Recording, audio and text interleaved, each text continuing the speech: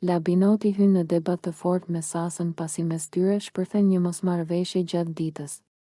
Ai ngrihet në këmbë, i nervozuar, dhe me një ton të ashpër i drejtohet asaj duke thënë se, sipas tij, Sasa nuk është as pak e sinqertë në mënyrën si sillet brenda shtëpisë.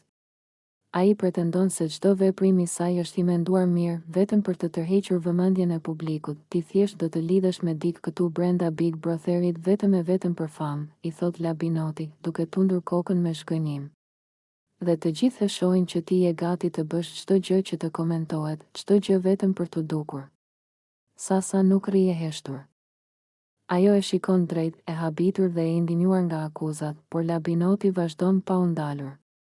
Ai thot se sjelljet e saj janë të shtyrura dhe se ajo kërkon çdo mundësi për të qenë në qendër të vëmendjes. Edhe konfliktet që hap, shton ai, mi duket sikur i provokon qëllimisht, vetëm që të marrësh më shumë kamera. Banorët e tjerë fillojnë të shikojnë nga ata të dy, të ndërgjegjshëm se debati po bëhet gjithnjë më i ngarkuar. Labinoti vazhdon duke thënë se Sasa nuk kujdeset për miqësi, as për marrëdhënie të vërteta brenda shtëpisë, por vetëm për imazhin e saj. Nuk të intereson askush këtu brenda, i thot ai.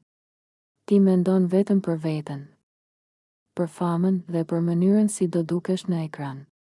Sasa hap gojën për t'ju përgjigjur, por Labinoti vazhdon të flasë para se ajo të nisë, dhe kjo është arsyeja pse njerëzit nuk të besojnë.